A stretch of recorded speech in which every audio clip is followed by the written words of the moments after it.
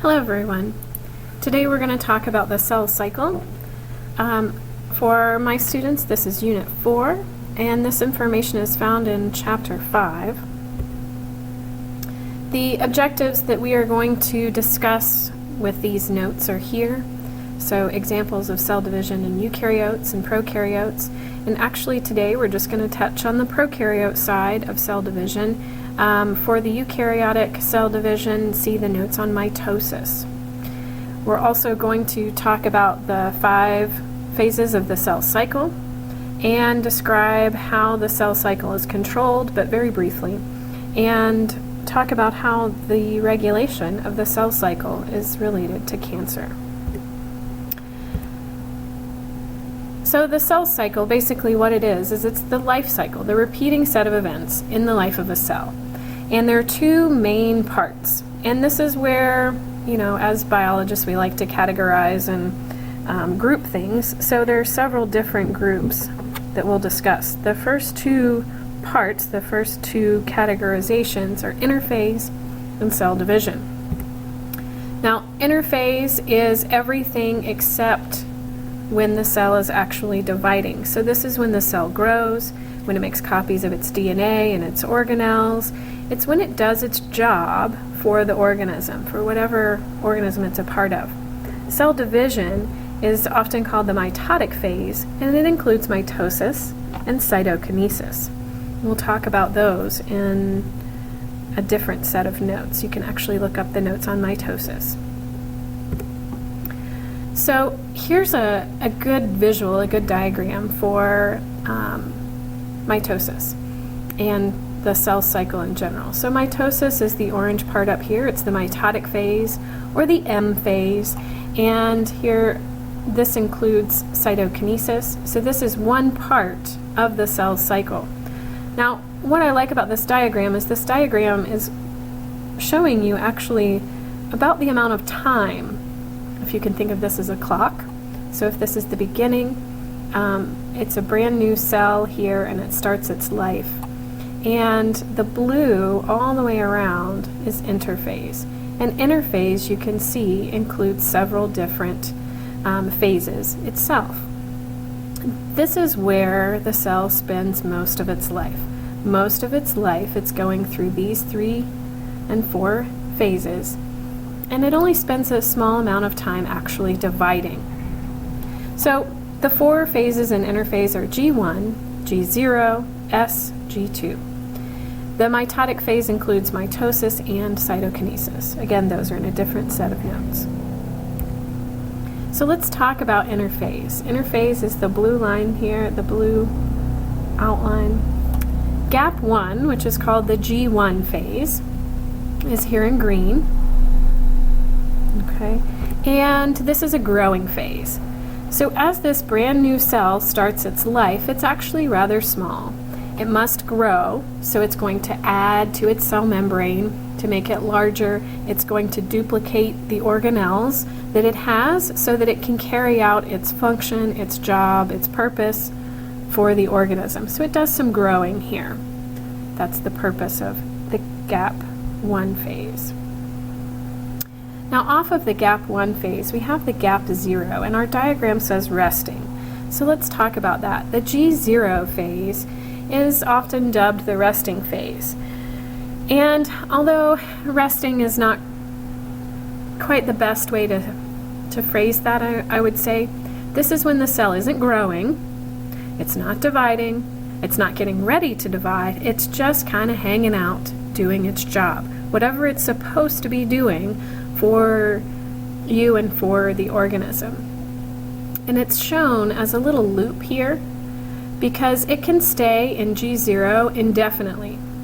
And in fact, when cells die, it's because partially they never leave this resting phase where they're just doing their job. They're just hanging out, doing what they're supposed to be doing.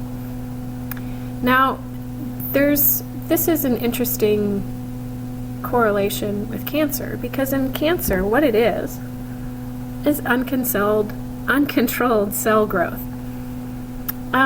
So there are some reasons we do understand and some that we're not quite sure of but for some reason the cell never enters this G0. It never rests. It never just sits and does its job. It constantly moves through this, so it's constantly dividing. It doesn't take a break. And that's what causes tumors. So if it's constantly dividing, you have a mass of cells that just keeps building up and building up and building up and building up and building up, where they normally wouldn't. And the other problem with this constant division is that the cell's energy and the cell's life is consumed with dividing. It doesn't do any of the functions that it should do for your body.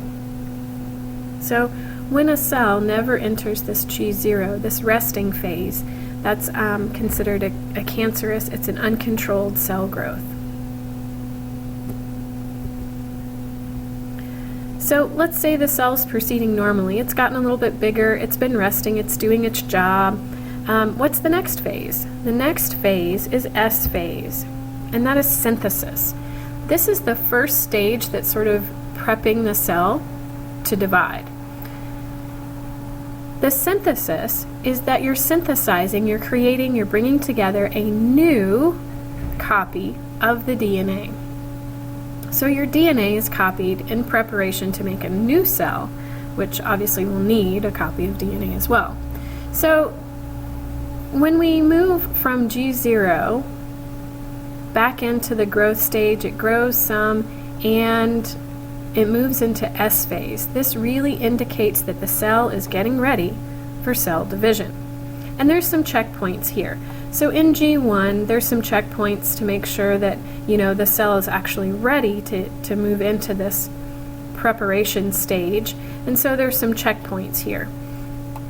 Some of those checkpoints have to do with the regulation of cell division. Should it move from the G1 and G0 into this preparation phase at all? I mean, should that happen? And there's some internal regulators and some external regulators. The internal regulators are enzymes, and your book goes into more detail, but these are the kinases and the my mind blanked.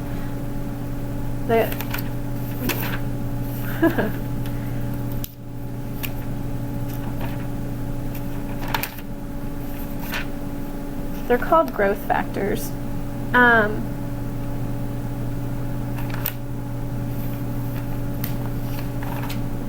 Your book doesn't have them either.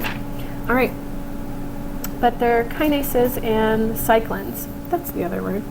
And you don't need to know those, and their names don't appear in your book for my students. But they're the enzymes inside the cell that can affect whether or not the cell moves into this preparation stage for cell division. The external regulators are things like the cell's surroundings. So imagine your skin. Let's say you get a cut. Your cut heals, right? Well, part of the reason why your cut heals is because the cells that are next to the wound, it's almost like they know that there's some space that needs to be filled in. So that will move them from just doing their job as a skin cell into dividing so they can make some more cells to heal that wound. The surroundings may also stop cell division. So as soon as that wound is healed, the external growth factors are turned off and the cells go back into the resting. They don't need to heal that wound anymore. They don't need to continue to divide. So after a copy of the DNA is made, so the cell moves on, let's go back. So the cell moves on and it decides it needs to divide.